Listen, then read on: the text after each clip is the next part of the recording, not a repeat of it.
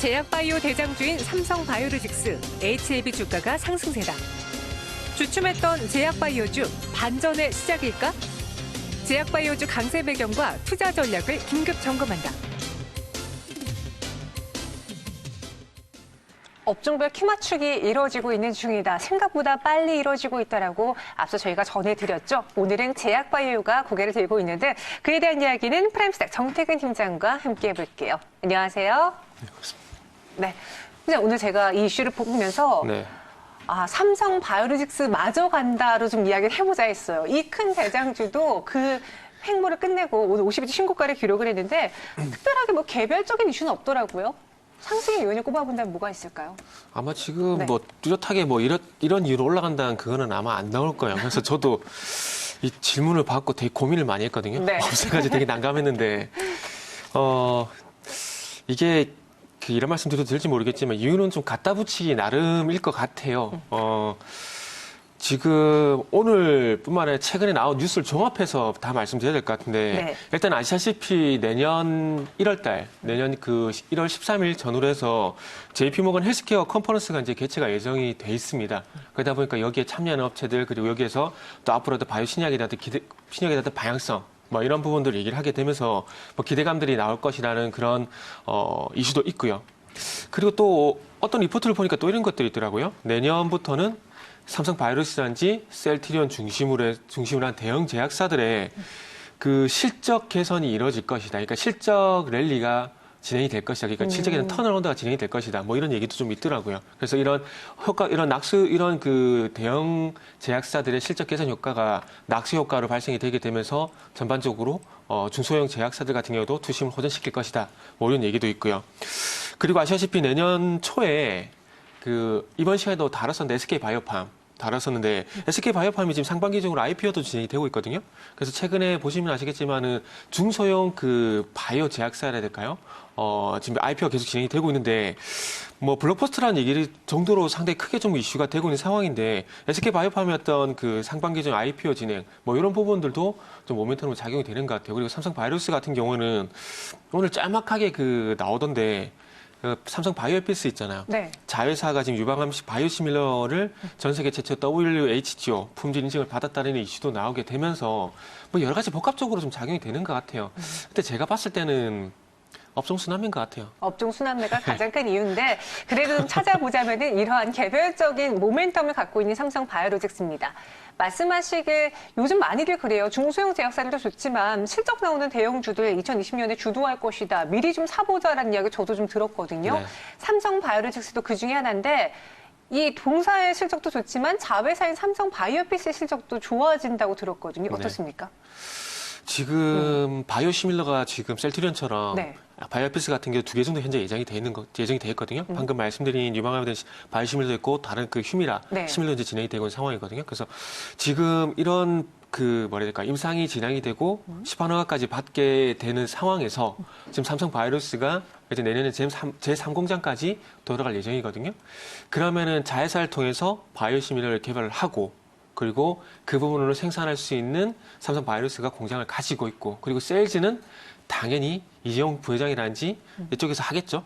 그러면은 자연스럽게 개발, 생산, 마케팅까지 자연스럽게 이루어지기 때문에 아마 이런 부분들 때문에 좀 긍정적으로 보는 게 아닌가라는 생각이 들고 삼성바이오로직스하고 삼성바이오에피스 같은 경우 그동안에 조금 많이 말도 많고 탈도 많았었는데 이제는 조금 뭐 성과가 좀 발생이 되면서 이런 부분들이 이제 매출과 실적으로 나타날 것이 내년이다.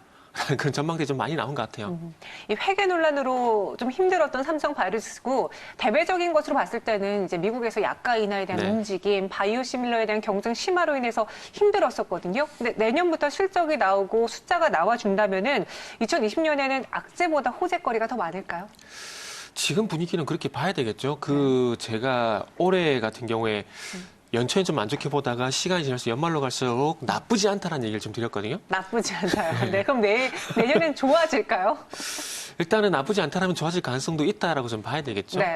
무슨 얘기냐면은 우리가 아시다시피 올해 같은 게 코오롱 인프사 사태부터 해가지고 한미약품 수출 계약 해지 소식 이래가지고 안 좋은 소식이 되게 많았었거든요. 그리고 LCLB 어떤 임상 소식이라든지 이런 부분에서 안 좋은 소식들이 많았었는데 이게 결국에는 신뢰 문제거든요. 근데 이런 신뢰 문제가 연말로 갈수록 제가 볼 때 좀 해소가 선반영이 좀 되는 것 같아요. 그러니까 이런 그 신뢰 문제가 조금은 해소가 되고 선반영이 되게 된다라면은 당연히 바이오주를 바라보는 시선이 달라질 수가 있다라는 거죠. 그렇기 때문에 바이오 섹터 같은 경우는 나쁘지 않다는 관점에서 보게 되면서 저는 대형주로 좀 많이 말씀드리는데 셀트리온치, 삼성 바이오로스 같은 경우에 주가 하락이 제한이 되게 되면서 이제 슬슬 올라와주는 흐름들이 좀 나타나고 있다는 거죠. 그래서 이런 그 신뢰의 문제가 해소가 되게 되면서 나쁘지 않다는 관점들, 그리고 이러면서 내년으로 넘어가면서 또 당연히 뭐 대형주의 어떤 실적 개선이란지, 그리고 좀 전에 다뤄봤었던 뭐 JP모건 헬스케어 이런 부분들 모멘텀이 될 수가 있다는 거죠. 근데 참 웃긴 게 그 투심이라 해야 될까요? 네. 그 업종에 대한 분위기가 되게 중요한 것 같아요. 그리고 시장에 대한 분위기가 되게 중요한 것 같아요. 그렇죠. 왜냐하면 올해 이맘초 같은 경우는 JP모건 헬스케어라니까 있었지만은 거의 얘기를 안 했거든요. 근데 중요한 건 올해 전반적으로 아시겠지만은 코스피도 그렇고 코스닥도 그렇고 시장 분위기가 좋지가 않았어요. 그러다 보니까 그래서 항상 말씀드린 게 이슈에 대한 우선순위 이 부분을 말씀드리는데, 그래서 그 시장이란 이 분위기가 전반적으로 좋으면은 뭐 방금 말씀드린 JP모건 헬스케어 컨퍼런스 같은 부분도 부각이 되는 건데 네. 시장 분위기가 안 좋다 보면 또 이 부분도 묻혀버려요. 그렇죠. 참 그래서 시장 분위기가 첫 번째로 중요하고, 그래서 지금 중요한 것은 나쁘지 않다는 관점, 그래서 내년 넘어가게 되면서 괜찮다 이쪽으로 넘어가게 된다라면 당연히 방금 말씀이 뭐 대양제약, 뭐 SK 바이오팜의 IPO라든지 JP모건 헬스케어라든지 뭐 이런 부분들이 호재가 될 것 같아요. 이야기를 다 들어보니까요. 안 사야 할 이유가 없어 보이기도 하는데 삼성 바이오로스 차트 보면서 이야기해 볼게요. 긴 행보 끝에 오늘 5% 넘게 오르면서 52주 신고가를 기록을 했거든요. 네네. 지금 갖고 가고 싶으신 분들, 그러니까 신규 접근하고 싶으신 분들은 충분히 가능할까요? 어떻게 보세요?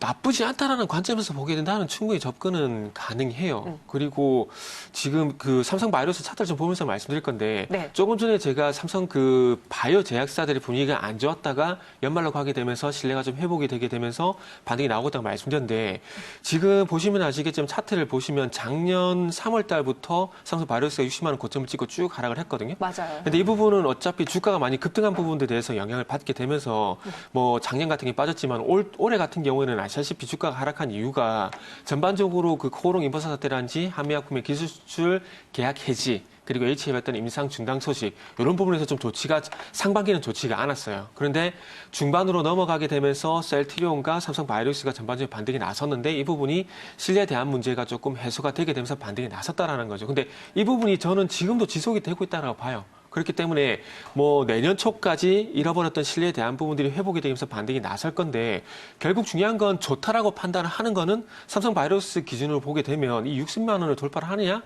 하게 된다라면 좋다고 보는 게 맞는 거고, 그 전까지는 어쨌든 전고점 부분까지 주가가 회복되는 구간이기 때문에 나쁘지 않다라는 관점에서 보는 게 맞지 않을까라는 게 제 결론이네요.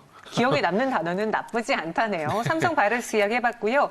코스닥에서는 HLB 주가가 또 급등을 했습니다. 장중에 12% 넘게 올라고 또 이슈를 찾아봤는데 뚜렷한 이슈는 나오지 않았어요. 이 역시도 앞서 이야기 나눠봤던 삼성 바이오로스처럼 그냥 투심이 좀 개선되고 있다, 업종 키 맞추기 이루어지고 있다는 선에서 봐야 될지, 최근에 이 파이프 FDA 사전 미팅의 결과는 어떻게 나왔는지 한꺼번에 다뤄보죠.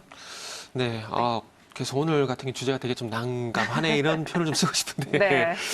일단은 아시다시피 오늘, 그러니까 지난주까지 보시면 아시겠지만 외국인들이 삼성전자인지 하이닉스 중심에 IT를 진짜 미친 듯이 샀거든요. 미친 듯이 샀죠. 네. 그러니까 최근에 코스피 시장은 2조 1천억을 샀는데 그 중에서 바이오래 IT를 2조 800억을 샀어요.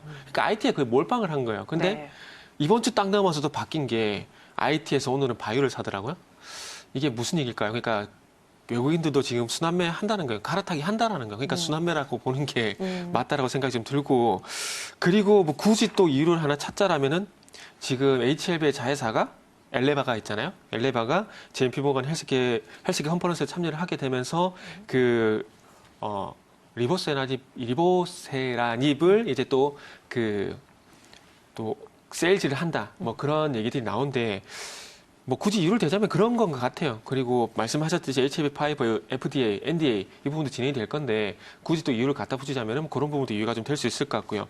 그래서 NDA 같은 게 좀 찾아봤는데, 뭐 세부적인 회사 전략 계획들이 포함되어 있다는 이유 때문에 공개를 하지 않겠다라고 오. 얘기를 하고 있더라고요. 네. 좀 그 자기네들이 가져가는 전략에 좀 차질이 발생이 될 거란 얘기를 회사 측에서 하고 있던데 도대체 얼마나 대단한 블록버스터를 뭐 만들려고 하는 건지 모르겠지만 회사 내부자 거래니까 공개 안 할 수도 있으니까 그 부분은 이해를 해야 될 것 같고 그리고 비공개라 봐야 될 것 같은데 어쨌든 결론적으로 그 이전에 NDA를 진행을 할 때 NDA를 하기 위한 진행을 할 때 조건부 3차 치료제인지 4차 치료제 이 부분에서 양쪽에서 결정이 될 거라고 얘기를 했거든요. 그래서 만약에 조건부로 들어가게 되면 임상을 다시 진행해야 되지만은 4차로 가게 되면은 임상을 진행하지 않고 말 그대로 시판허가자로 가면 된다라고 얘기를 하더라고요. 네. 그래서 추가적인 아직까지 그러니까 이게 10월 달에 진행이 됐고 발표는 11월 25일 날 해야 되는데 비공개로 하게 되면서 아직까지 공개를 안 하고 있거든요. 근데 그 이후에 새로운 임상에 대한 얘기가 안 나오고 있는 거 보니까